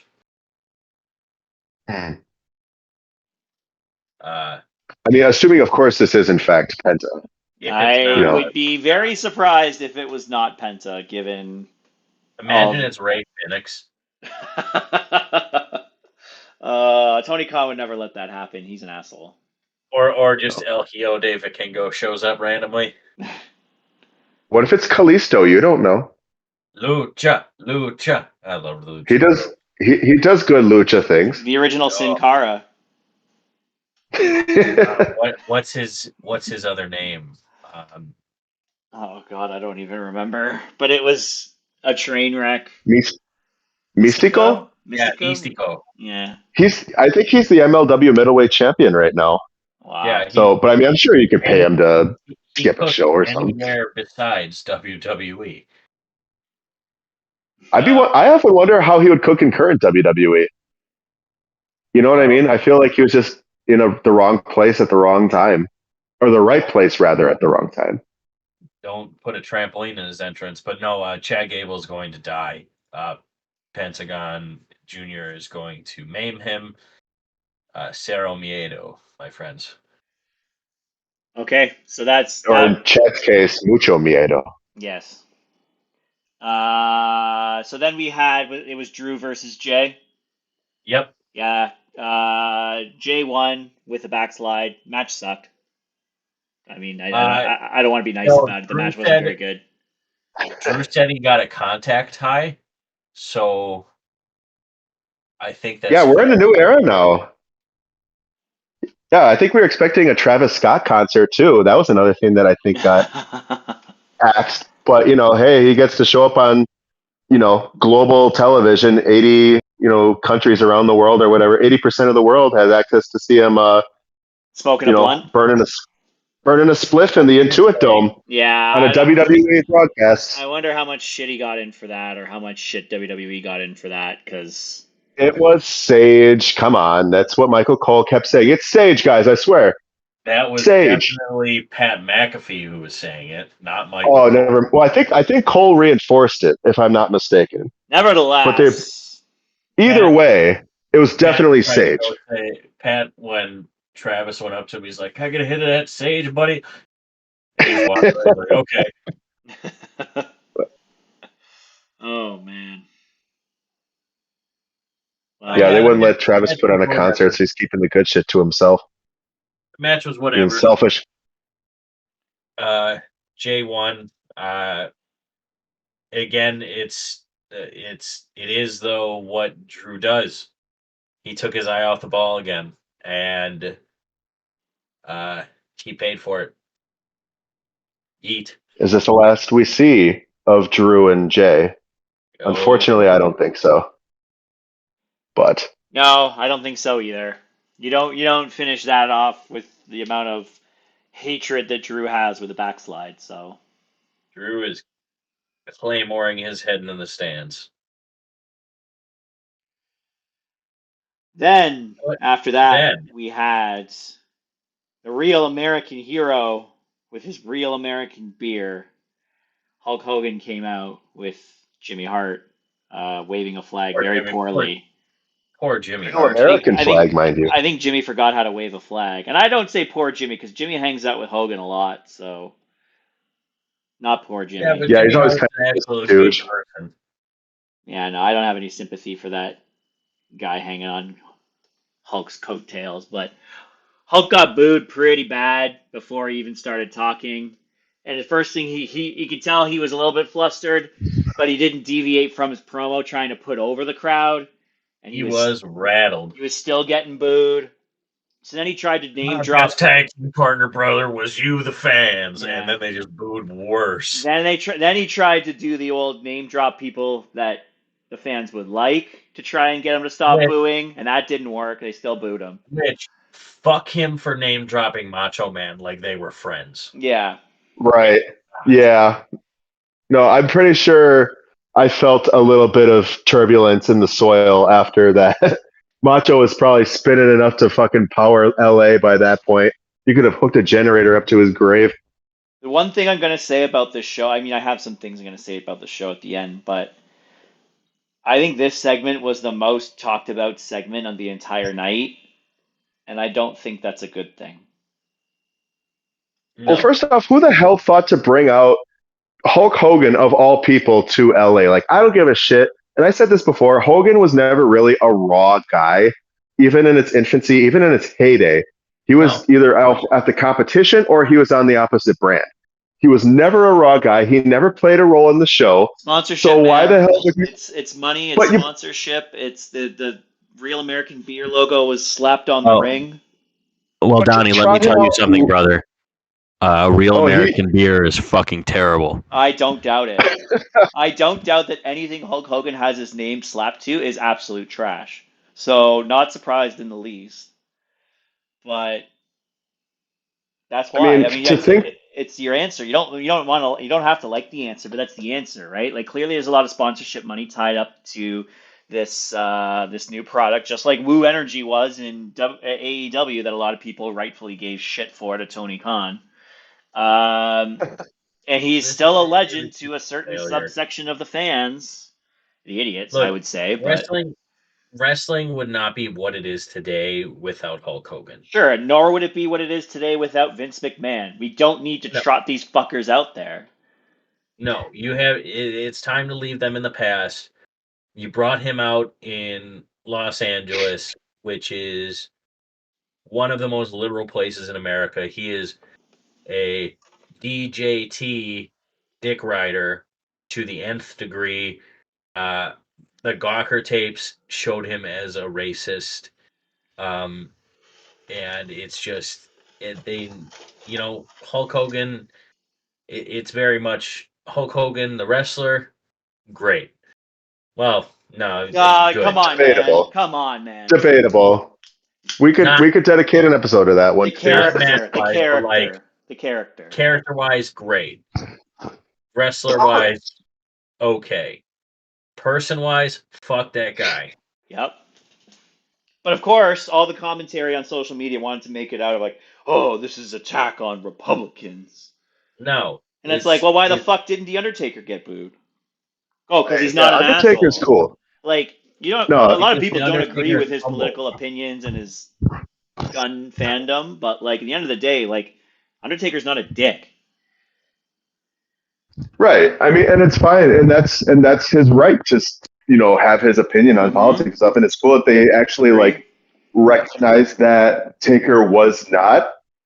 I thought that was kind of cool personally. Like, I mean, because I was kind of half expecting, especially when he came out to Kid Rock, and we were talking about this too, Pierce. Like, oh, I hope he comes out to Durst. I'm like, I bet he comes out to Kid Rock just for shits. Like, he already came out to him once, and then Kid obviously being on the Trump train himself too. You figure They got that whole Taker riding American out. Badass logo for him, right? Like, Look, it's not Yeah. that the Kid Rock song is bad per se. It's just I want Limp Bizkit, man. yeah, that song was better because it was the first one that was associated to him, right? That was the one that he had his first Mania event as Biker Taker, and but anyways, I mean, Kid Rock he had before Limp Bizkit though, No, like for a brief moment, but I thought Roland was the first one he had. He came out to Roland, did he? no, Are you? he did. Sure? It was. I'm pretty positive he had American Badass for a little bit, but Roland was American definitely Badass more synonymous started with Taker. after he retired. It was the American Badass. I feel like it was American Badass, and then he became Big Evil, or he was evolving into Big Evil, it No, which then he led him to faced- transition into Limp Bizkit, No, and then they lost the rights to that. So then it was Jim Johnson. I want to say that's the order in which it went. I think you got it wrong. He was never coming out to Kid Rock and in the original American Badass. That song started in like 2021. I don't know about that. No. I think he did both in that stint, but he did Roland first, and then Roland got like stricken from the records because they didn't have the rights to it anymore, and that's why he went to American Badass, and then he did the Big Evil Red Devil, you're gonna pay thing, and then that was it. I think it was. I swear to God, I feel like it was like a very brief stint in like 2000 or 2001 where Taker was coming out to that, but I'll have to do some research on that. But I swear, with what I know, I swear on my good knee that Taker came out to that. Okay, here I got every That- Undertaker theme song for Undertaker. Are these ranked? Or are these? Oh no, these are ranked. Okay, hold on. Okay, hold on. No, hold on. I'm gonna see 2002 to 2003, 1999. Okay, American Badass Kid Rock was 2000, and then Like, it was very Limp Bizkit early. was 2000 to 2002. You are correct. Okay. It was very, very brief, but I remember it was when they had that promotion for him coming back when he was no longer like the dead man. It was like his first couple appearances and runs, and then I think something happened with Kid Rock where He used it for 2 months. He started September 23rd, and then by December he was using Limp Bizkit. because the one time I distinctly remember him using it was when he came back. It was before Judgment Day or something like that. Oh yeah, but it was the first return where he just like kicked everybody and where he was wearing like the jean jacket and shit. Like he had the fucking bandana denim tuxedo, glasses. the Canadian tux. Yeah. Mm-hmm. Yeah. Okay, yeah, you were right. I take that back. So thank you for correcting me on that. Anyways, we spent a lot of time on that little tidbit of information, but yeah. So fuck something Hogan. inside me. Fuck Hogan. Taker's cool. It wasn't about politics. It was about being a racist prick. I don't want to see. Did you see his tricep flaps though? Holy fuck! I mean, he is fucking How the old. mighty have fallen. He is old. I mean, yeah, but still, it's Hulk Hogan. Like, oh man, okay, see him like that. I feel like that's a bit much. How old is he now? He is 71. Yeah, I think you cut him a little bit of slack for that. It's just crazy. I just don't like getting older, boys. Like, I remember when Hogan was like considered old 20 years ago, still jacked all the hell, but now he's like old. Well, let me tell you and something, brother. He is melting like a candle. It doesn't get any better. Oh. Moving on, we got to the main event, which was the first ever appearance since CM Punk's come back. And his first match on Raw, I think they said in 11 years, against Seth freaking Rollins. His last match on Raw was against Billy Gunn, of all people.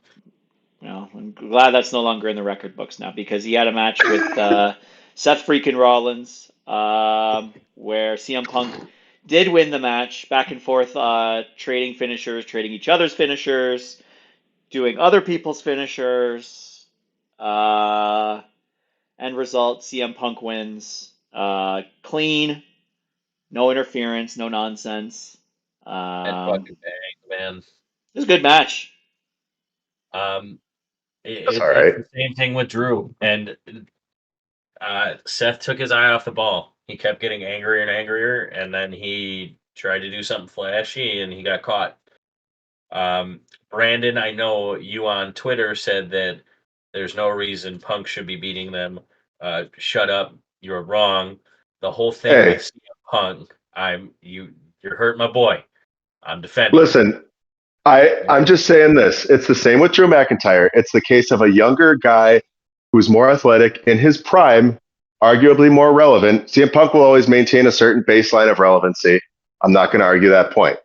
My thing is you have these guys, and Seth showed it in this match where I didn't know if it was like their greatest match they could have had, but Seth for sure was carrying the brunt of the load in that, It was a from what I could televised. It tell. was a televised match that was under 20 minutes. Like they are clearly going to have a better match when given more time on a bigger Oh, and it's platform. Like when they have this match definitely. at Mania, which I still think they're going to have this match at Mania 41. It's going to be a It's banger. very possible. This is my thing. Brandon, I get what you're saying, but there is a factor that you keep forgetting, and that is that CM Punk is a fucking brain ninja who gets under people's skin and causes them to make mistakes. It does not matter who it is. He did it with MJF.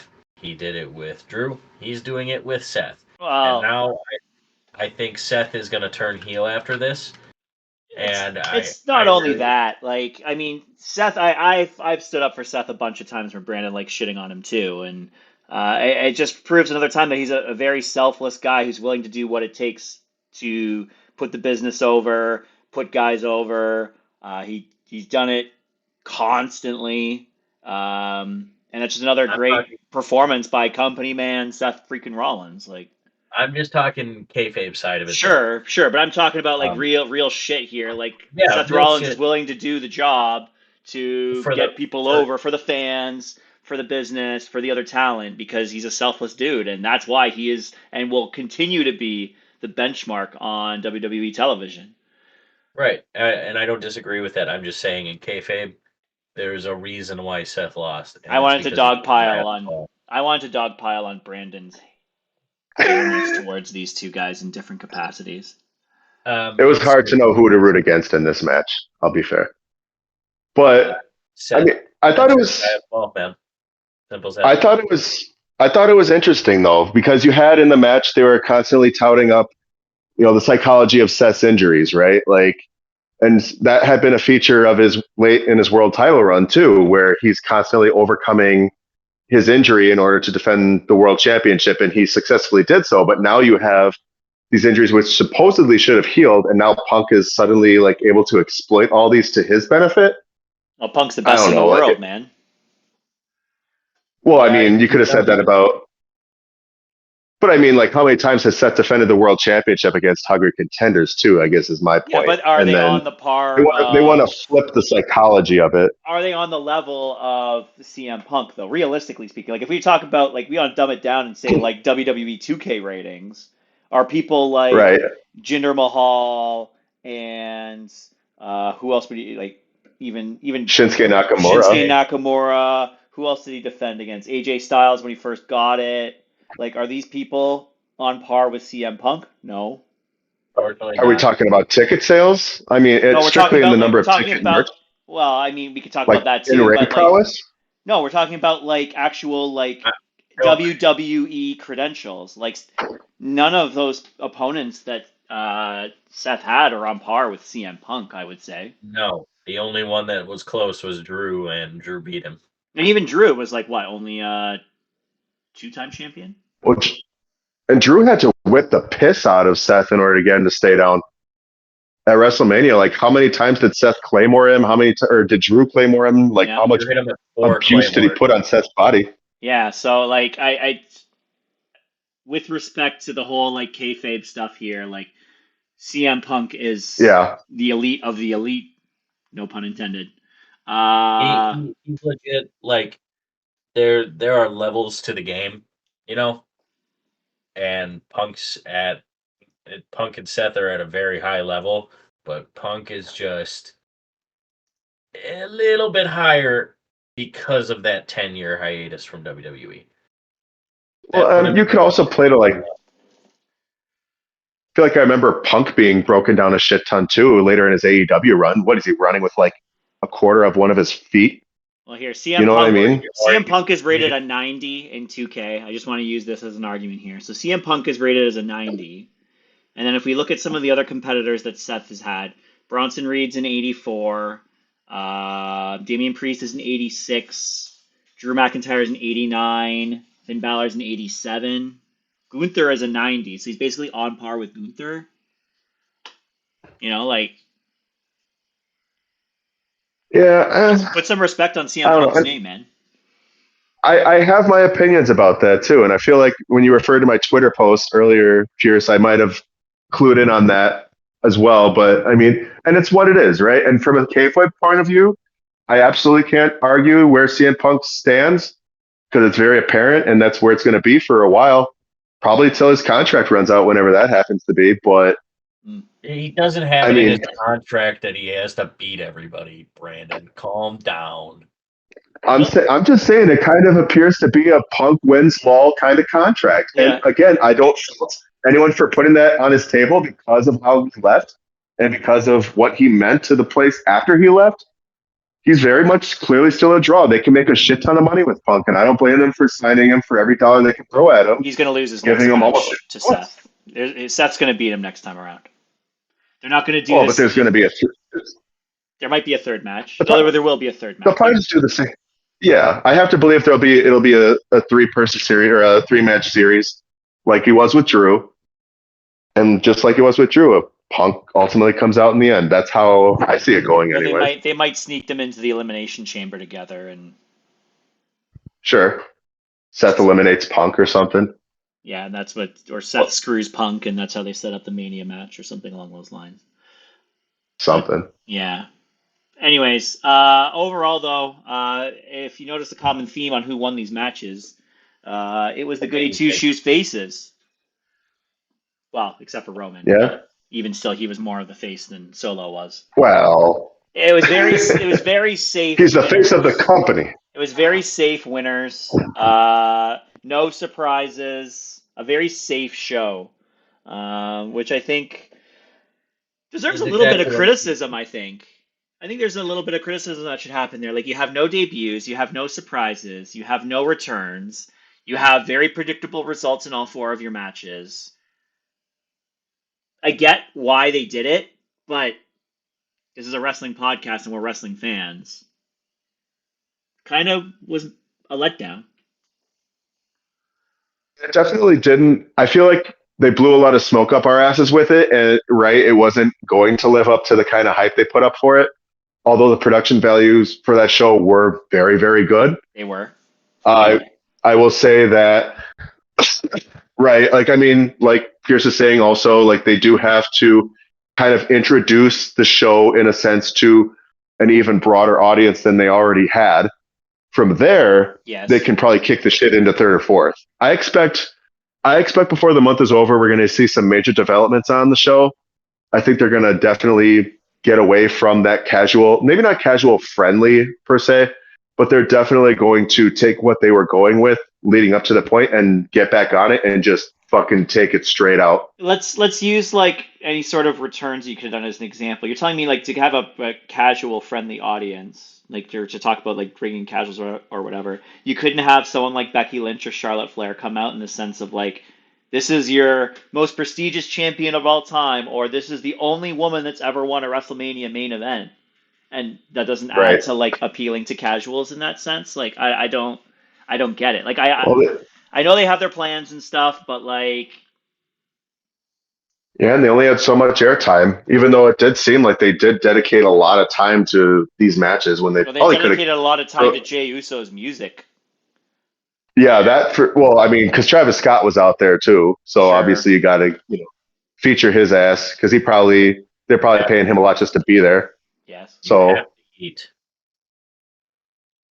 but I mean, yeah, there's only so much time. I was expecting them to actually go the 3.5 hours like they advertised or like it was rumored, anyways. But alas, it was not to be. They Well, could have done anything except bring. They didn't have to bring Hogan out live. They could have put him on a brief little thing like they do with Neatly Whiskey or whatever the fuck it is. But they had to bring him out to something they could have very predictably avoided and actually done something that people would have actually liked. But here we are talking about it. So Yeah. Next something. week's show looks interesting. I think we'll get a lot more closer to a regular show next week. Oh And, yeah, and we'll see what happens from there. Anything else you guys wanted to add on that show before we move on to the last part? Logan Paul announced he's coming to WWE full time. Yeah, So in supposedly lieu, dedicating all of his efforts to WWE, not half-assing it anymore. nope, Pierce, can you give us not. your thoughts on Logan Paul? Well, he's scamming people. I guess it's okay. Hey, I mean, we can't talk shit about it being a part-time guy if He's still a douchebag. Yeah. Hey, but at least no more 250 plus day reigns with only 2 defenses. Am I right? I mean, you still might get that Yep. if he. I already told you if it's not Cena beating Gunther for the title, then it's Cena beating Logan Paul for the title. Beating Logan Paul for the title. Yes, because Logan Paul's going to win Money in the Bank.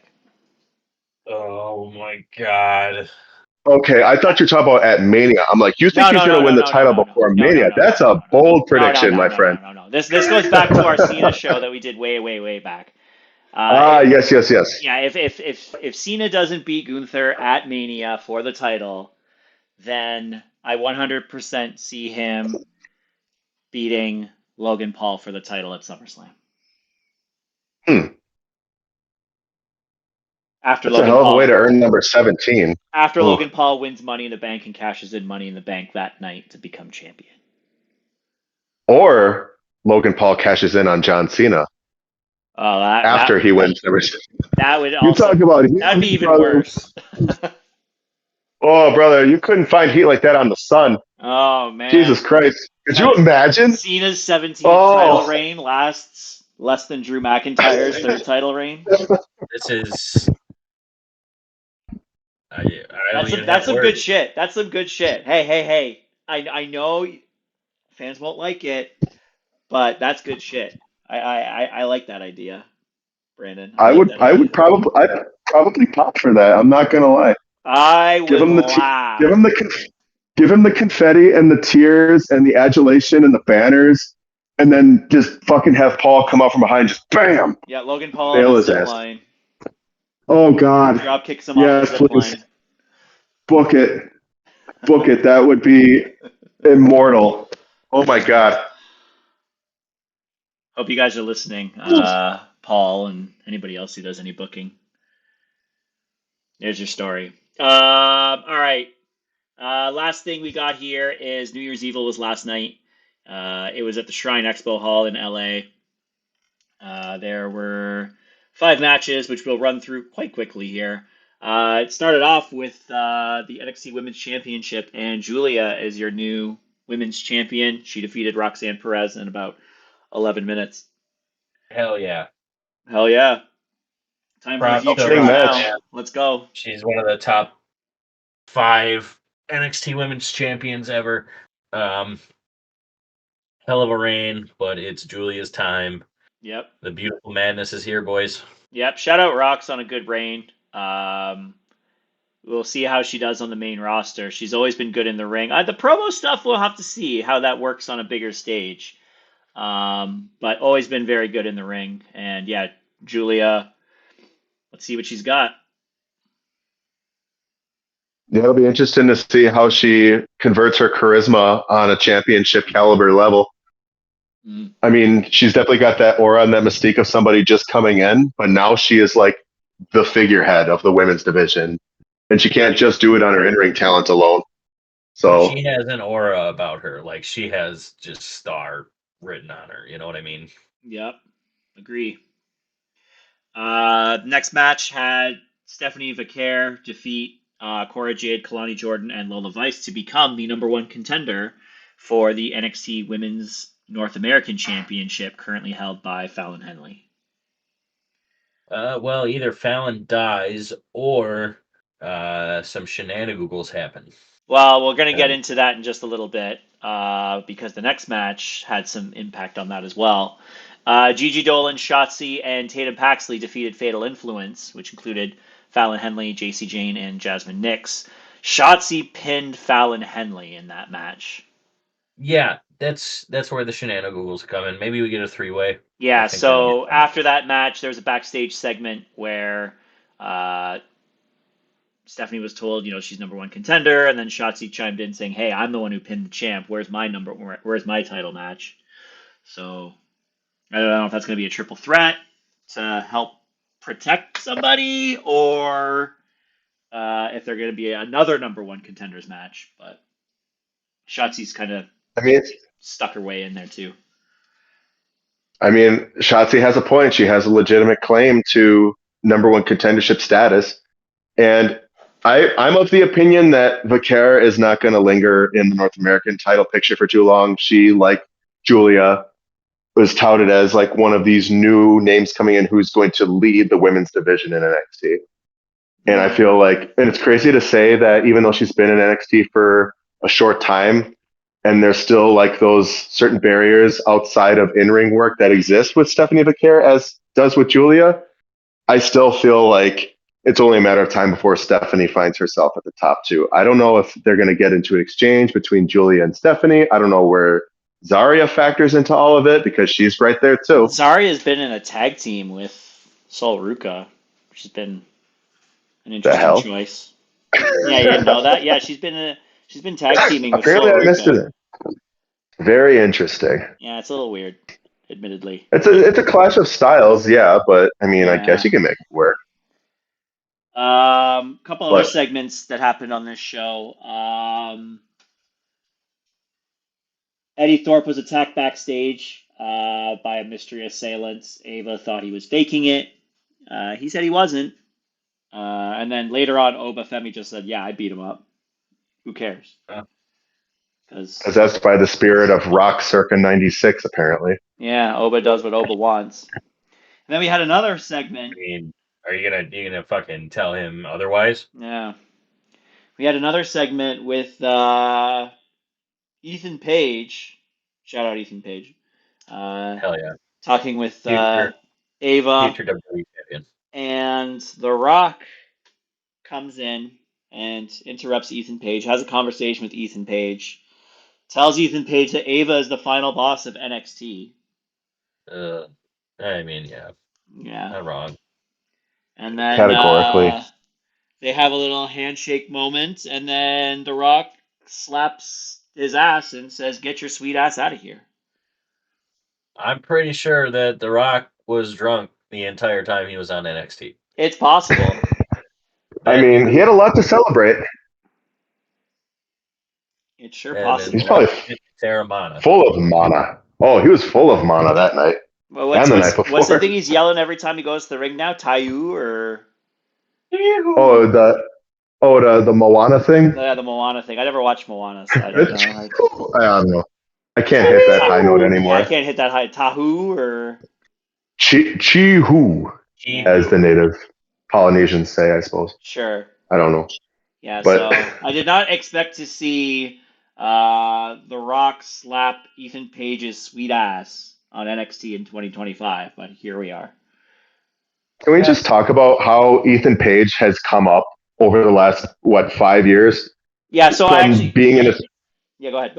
From being in a team, granted, like he earned his place in history in TNA with teaming with Josh Alexander and being one half of their longest reigning tag champs, but that's a tag team in TNA. But then he goes from that to AEW, where many would argue he was underappreciated and underfeatured, but he still had the spot with Men of the Year, right? With Scorpio Sky and them. And then he does that for a bit, and then he starts to build momentum here and there, but nothing really ever comes of it. And then he ships over to NXT, and all of a sudden he's their champion. And then he's in a program with one of their bigger stars up and coming, loses the title ultimately, but now has the thing with he's CM Punk. has the thing with CM Punk, gets GTS by Punk of all people, and then now we have him getting his ass slapped by The Rock. Yeah, it's funny when you guys were talking about AEW and you said Takeshita has like the biggest last 6 months of in wrestling. I actually think it's Ethan Page.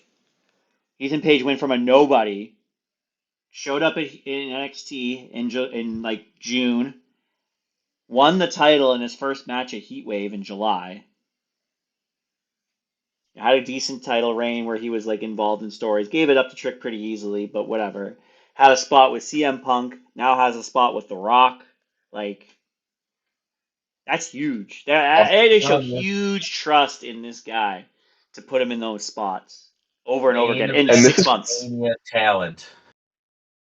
I mean, honestly, and this could have been one of his last NXT appearances too. Like he could be main roster bound come the Rumble or sooner. He could very easily be in the Rumble if they do a blow off match with fuck, I always forget his name. Who's the kid? Bouncy kid. Oh, Javon Evans. Javon Evans, yeah, where he just smashed his teeth. Yeah, he has a match with Evans before the Rumble. I would expect him to be on the Rumble. So, I mean, he's still got to get Punk back, and Punk's got to do something between now and Mania besides that. Yeah, I mean, they could have a spot. I mean, I would expect CM Punk to still throw Page out of the Rumble, but assuming Punk is in the Rumble and Page is in the Rumble, but I don't think Page is going to get that. He might get a little face-off and a couple hits in just as like revenge, but I don't think he would actually take out CM Punk, not this year. No. Like a little mini side rivalry or something like that. But in 2026, he'll be the one who bloodies Punk so bad that Punk can't go to the 2026 Royal Rumble. That's a bold prediction. I could see it though. Yeah, because we all know Punk's not going to the 2026 Royal Rumble. So. No, absolutely not. From the announcement that they made earlier, I doubt that. Neither is Pierce. Nope. Count me out. Yeah, I'm not going either.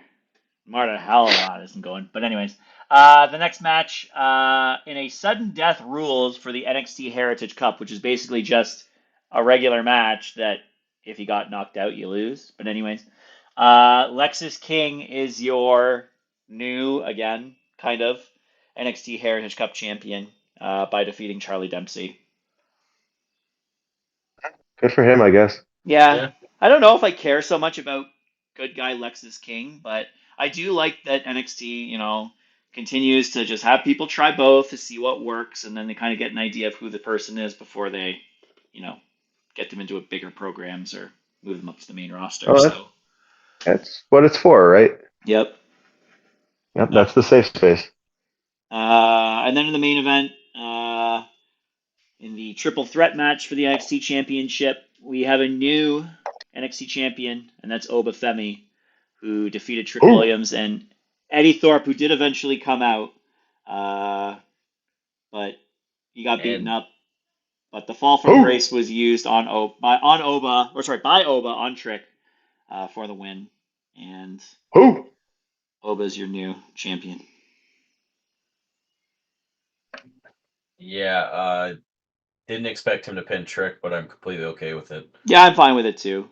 I mean, again, that kind of probably gets Trick into the Rumble too if they want him there. Yeah, we were talking about when Trick was going to come up, and it was eventual that he was going to, right, early this year. But I didn't know whether or not it was going to be by the Rumble, but with the way things have kind of been unfolding, that seems likely. I mean, Trick didn't have a bad match with Oba. I feel like that was one of his, as far as in-ring stuff goes, that was one of his stronger showings. I agree.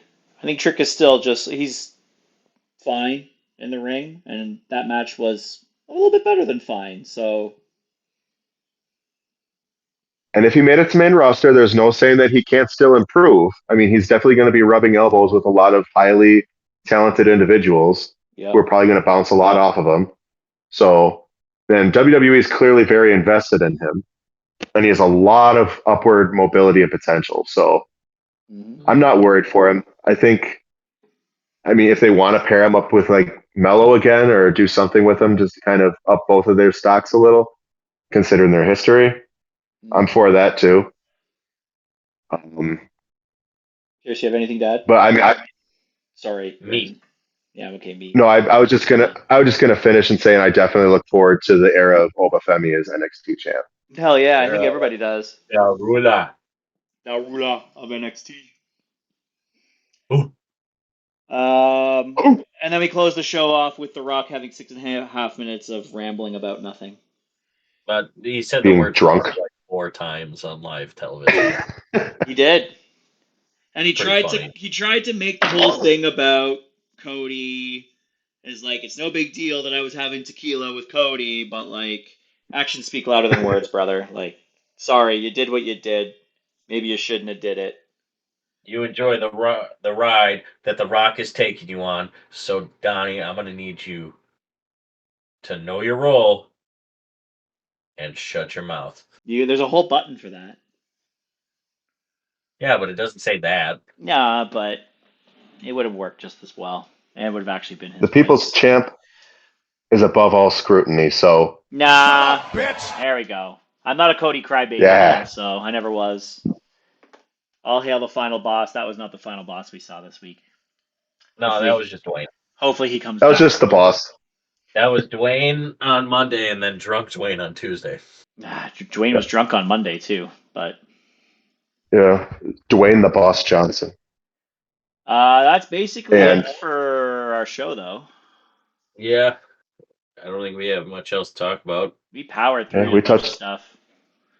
We touched all 4 bases. We made it home. Yeah, That's called a home run, boys. yeah. So welcome back, boys. Next week, are we gonna do? What do we want to do? Are we gonna do the awards show? Are we gonna do The Ope-Eh Awards. the Ope Awards? Hell yeah! We got to come up with some kick-ass categories, though. Yeah, we're gonna. And come we'll up have with the discussion of standard that. ones, but let's have a couple fun ones too. So I think standard is male wrestler of the year, female wrestler of the year, match of the year. Booker of the year. I don't know if we should do Booker of the year. We're not qualified for that. I'm qualified enough to know who isn't Booker of the year. Maybe pay-per-view of the year. Little Ufda moment of the year. Ufda Worst moment of the bump. year. Like, worst bump. Nastiest looking shit you've seen all year. Oh, I'd have to think about that now. Oh, I remember what it was. Okay. Yeah, we'll think of some fun stuff for next week though. Cool. Oh, hell yeah. I'll be here for it. All right. Well, follow us on socials. Do all that stuff. Please, hopefully you enjoy the show. Come tune in next week. We're going to have the build up for the Royal Rumble coming. Pierce is going to be at the Royal Rumble. Found out This year. today. Lucky That's what bastard. we'll do next year. Found This year out- I will be at the Royal Rumble. Found out today that I'm going to be sitting front row at the SmackDown Before Elimination Chamber, boys. Absolutely, that's so cool. Yeah, so I'm going to A be. lot of luck in this camp. Yeah, going That's to be awesome. right by the steps, camera side. You're going to see old Donnie shilling the podcast. Maybe I'll be dressed like John Cena. Maybe I'll be dressed like Seth Rollins. Maybe I'll be dressed like something else. I don't know. But You gonna put out some reels for the socials there, Donnie? I mean, if I'm front row, I feel like I kind of have to. No. I mean, natural. I would think so. I would Yeah. certainly hope so. Ope three-way gets front row at a SmackDown. Like, Right. Get that sign up. Get Shelly and Garcia on our side here. absolutely. So Better than fucking Justin Roberts. yeah. Yeah. Yeah, so we I got never some, liked that guy anyway. We got some build up all throughout the winter, all the way through to Mania season and into Mania. So follow us along for this cool ride. We'll be having a good time. You want to close her out there? Yeah, let's take her home. Brandon, you got anything else you'd like to say? No, just welcome to 2025, fellas. Missed you. Let's make this a good one. Hell yeah. Yeah. Let's get them press passes. Fucking On that A. note, Thanks for stopping into the Ope-Eh three-way. Have a beer on us. We'll see you next time. Have a great night.